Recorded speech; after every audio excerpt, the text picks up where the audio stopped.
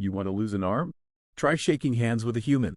Soldier Commander VRE's words echoed through the crowded hall of the Galactic Council. His 6 limbs gesticulated wildly as he spoke, each movement punctuating his cautionary message. The representatives from various star systems had gathered in the vast chamber, their bioluminescent skins flickering with various hues, each color a visual representation of agreement, dissent, or confusion. The air was thick with tension, a silent understanding that the debate would not be easy. Why do we persist in debating this? VRE's voice grew louder, his tone rising with each word. It's not just a matter of law. It's about survival. We cannot afford to approach the humans. They are a scourge, a nightmare wrapped in flesh. His words were met with murmurs of agreement from some, while others looked skeptical. Across the hall, Captain Jira of the Zixer Alliance stood, his reptilian eyes narrowing with disbelief. "Surely you exaggerate, Commander," he said, his voice calm yet challenging. "The humans are but one species among many. Are they truly so formidable?" VRE's response was immediate, sharp as a blade. "Formidable? They have turned the art of war into a science of annihilation. Allow me to recount an event from the Battle of Epsilon Prime." The hall quieted instantly, the members of the council now hanging on his every word. The lights in the chamber dimmed, and a holographic projection flickered to life in the center of the room. It displayed a barren, war-torn planet, the remnants of what was once a thriving colony. "The Epsilon Prime offensive," VRA began, his voice steady as he narrated, "was a coordinated attack by a coalition of 3 different species, the Kral, the Xenar, and the Morons.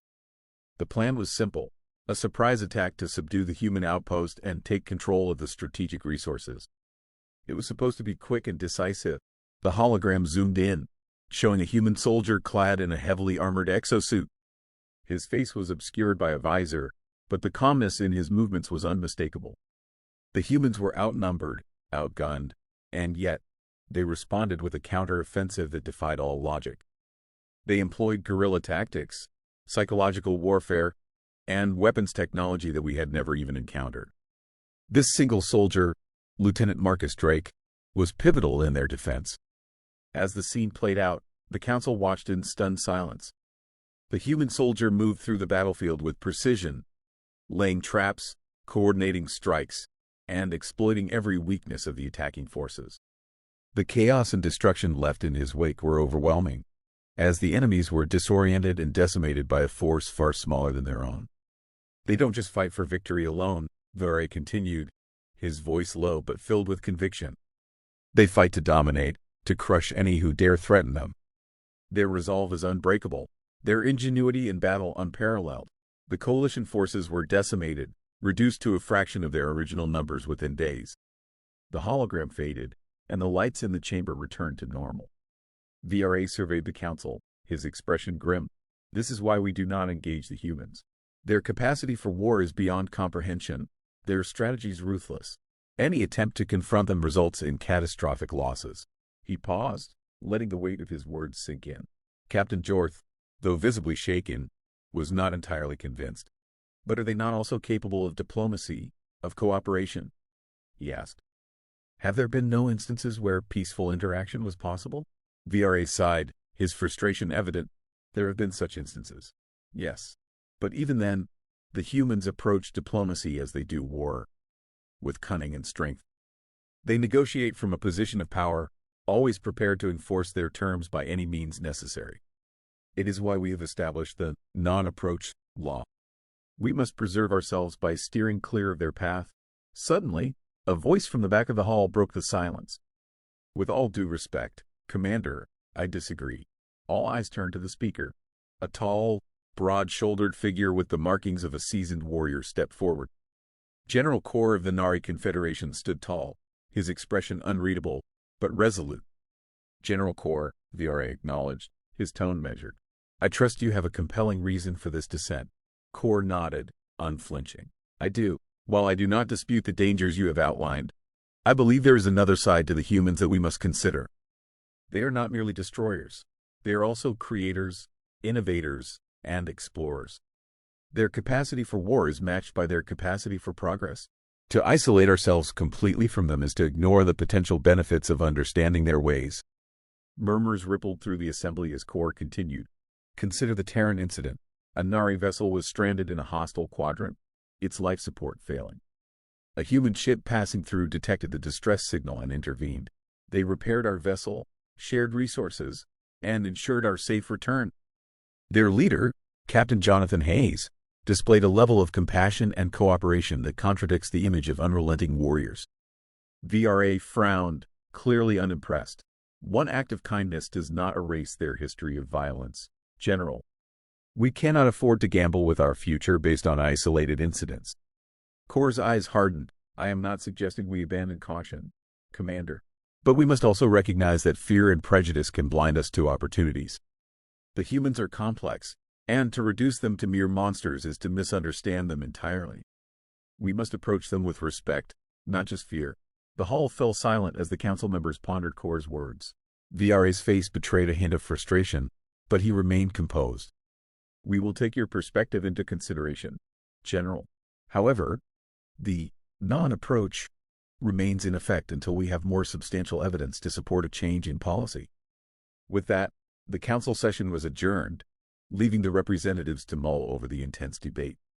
As they dispersed, whispers filled the air, some agreeing with VRA's caution, others intrigued by Kor's bold stance. Back in his quarters, Commander VRA stared out at the stars, a sense of unease gnawing at him. He had seen the horrors humans were capable of, but he couldn't entirely dismiss Kor's point.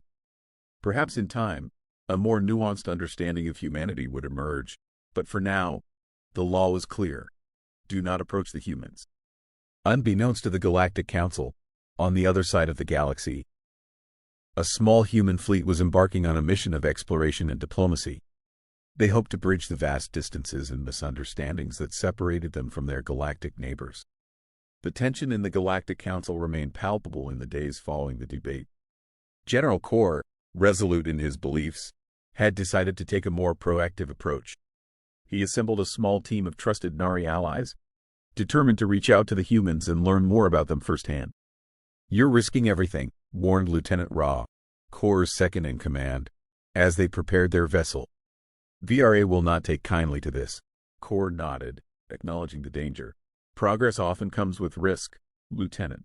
We must be prepared to face it if we are to grow. Their journey took them through uncharted regions of space, avoiding known conflict zones and traversing nebulas that concealed their movements. The Nari ship, equipped with advanced stealth technology, moved like a shadow among the stars. Meanwhile, on the human flagship Endeavor, Captain Jonathan Hayes was deep in thought. The Galactic Council's recent declaration had reached him, and he knew that bridging the gap between humanity and other species would not be easy. Still, he believed in the potential for understanding and cooperation. Captain, we're receiving a signal, reported Enon Carter, breaking Hayes' reverie. It's from a Nari vessel, requesting permission to approach. Hayes' brow furrowed. A Nari vessel? That's unexpected. Open a channel. The view screen flickered to life, revealing the stern visage of General Kor. Captain Hayes, I am General Kor of the Nari Confederation. I wish to speak with you in person, if you are willing. Hayes studied the Nari general, noting the determination in his eyes. General Kor, I appreciate your willingness to reach out. We will provide coordinates for you to dock. Let's see if we can find some common ground. As the Nari ship docked with the Endeavor, the tension in the air was almost tangible. Kor and his team were greeted by Captain Hayes and a select group of human officers. The atmosphere was formal but not unfriendly. Welcome aboard the Endeavor, General, Hayes said, extending his hand in greeting. Kor hesitated for a moment before grasping Hayes' hand firmly, a gesture of mutual respect. Thank you, Captain. I believe we have much to discuss. The two leaders, accompanied by their respective teams, moved to the conference room. The discussions began cautiously, each side probing for common ground while remaining wary of potential threats. Humanity's reputation precedes you, Kor began. You are known for your prowess in battle, your unyielding spirit. But I have also seen acts of kindness, gestures of cooperation. We need to understand what drives you. Hayes nodded. Our history is filled with conflict, it's true. But we are also explorers, innovators, and allies.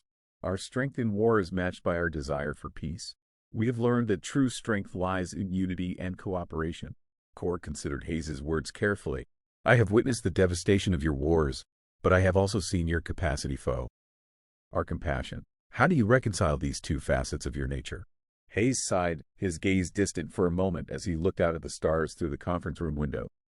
It's not easy. We are driven by a survival instinct, a need to protect our own.